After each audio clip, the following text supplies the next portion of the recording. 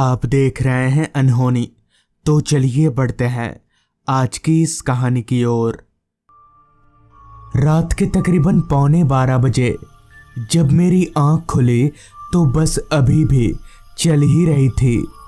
वक्त को देखते हुए खुद को अभी भी बस में पाकर मेरा दिमाग घूम गया। मैंने एक दफ़ा अपनी निगाहों को बस में चारों तरफ घुमाया, मगर मेरे अलावा दूसरा कोई पैसेंजर बस में मौजूद ही नहीं था। खैर, मैं चलकर बस के सामने की ओर ड्राइवर और कंडक्टर के पास गया और कंडक्टर पर चिल्लाते हुए बोला, कैसे बस चला रहे हो तुम लोग? कृष्णागढ़ अभी तक नहीं आया। मैं 4 घंटे से बस में बैठा हूँ। तुमने तो कहा था 2 घंटे का रास्ता है। इस पर कंडक्टर बोला, भाई साहब, रास्ता 2 घंटे का ही है। आप जब सो रहे थे तब एक बार रास्ते में हमारी बस खराब हो गई थी, इसलिए इतना वक्त लग गया। तभी मैंने बोला, देखो, बहाने मत बनाओ, मैं कोई दूध पीता बच्चा नहीं हूँ। मेरे इतना बोलते ही हम तीनों के बीच बहस चालू हो गई। इससे पहले कि बहस बढ़ते बढ़ते हाथापाई तक आ जाए, तभी कंडक्टर बोला, 1 मिनट, देखिए साहब, हम आपको कृष्णागढ़ तक पहुंचा देंगे, पर डबल भाड़ा लगेगा, वरना आप यहीं पर उतर सकते हैं।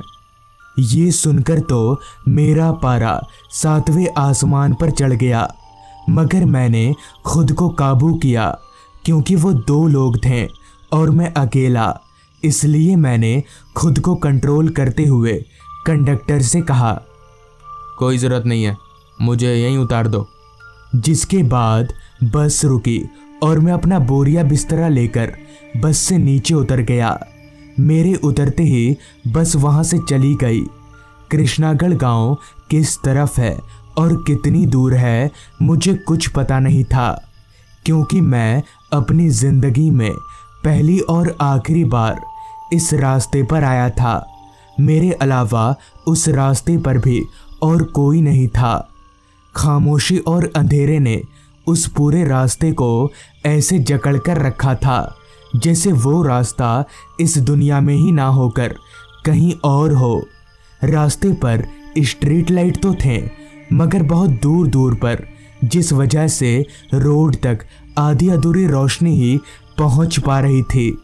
खैर, वहां तो कोई इंसान नहीं था, इसलिए मैंने सोचा थोड़ा आगे चलकर ही देख लेता हूं, अगर कोई मिल जाए तो अच्छा रहेगा। ये सोचकर मैं आगे की ओर चल पड़ा, मगर उस वीरान रास्ते पर दूर दूर तक मुझे कोई नज़र नहीं आ रहा था, सिर्फ सन्नाटा और खामोशी। चलते चलते सामने की ओर एक स्ट्रीट लाइट के नीचे मुझे एक चबूतरा जैसा कुछ बना हुआ दिखा। मैंने सोचा थोड़ी देर वहीं बैठकर आराम करूँगा, फिर आगे का बाद में देखा जाएगा। इसी इरादे से मैं उस चबूतरे की ओर बढ़ने लगा।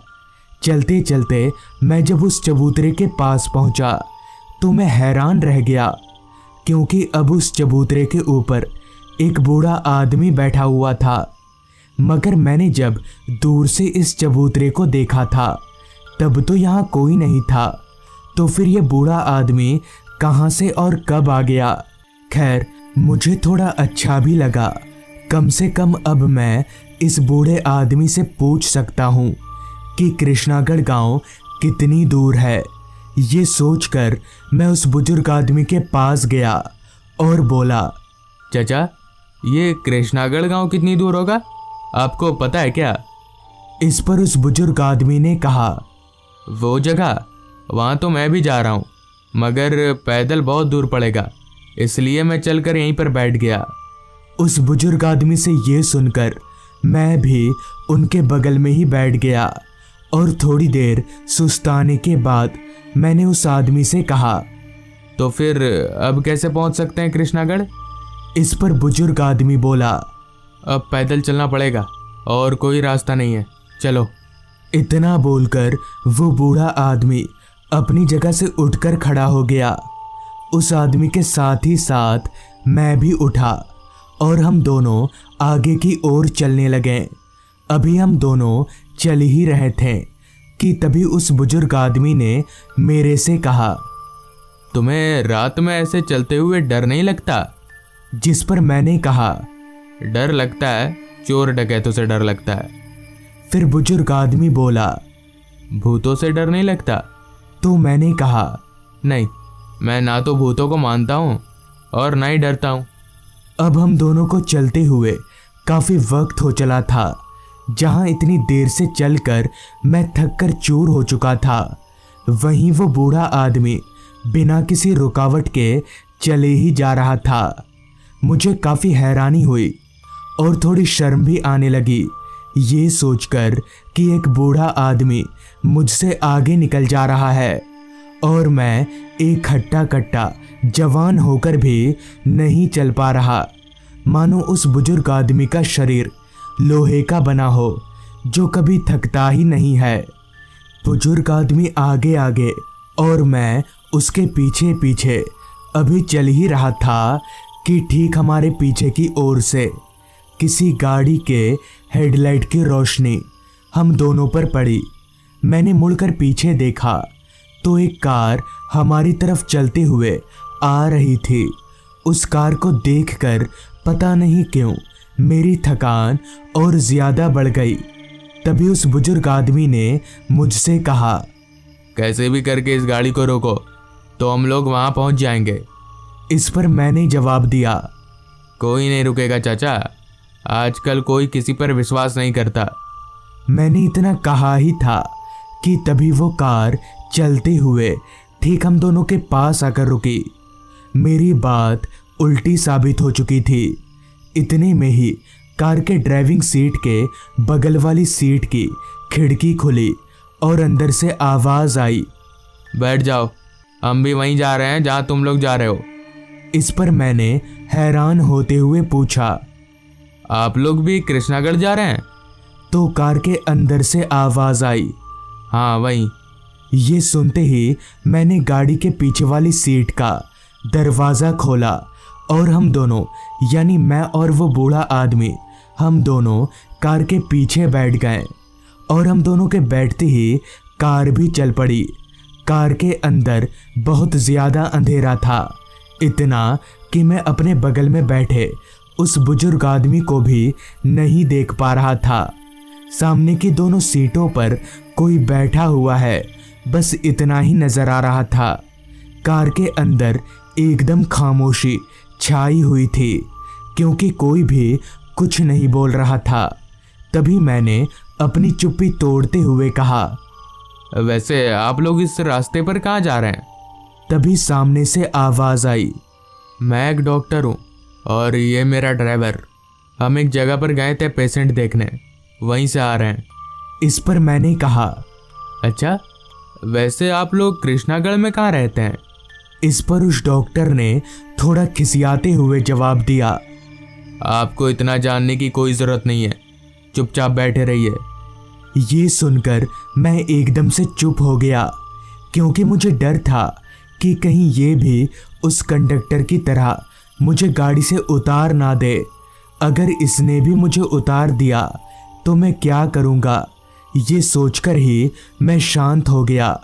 अभी कार चल ही रही थी कि तभी मुझे ऐसा महसूस होने लगा कि कार अभी जिस रास्ते पर चल रही है, हम लोग उस रास्ते को पहले भी पार कर चुके हैं। हालांकि इस बात पर मुझे पूरा यकीन नहीं था, मगर पता नहीं क्यों बार बार मुझे ऐसा लग रहा था और साथ ही साथ मुझे एक अजीब किस्म की घुटन सी महसूस होने लगी थी।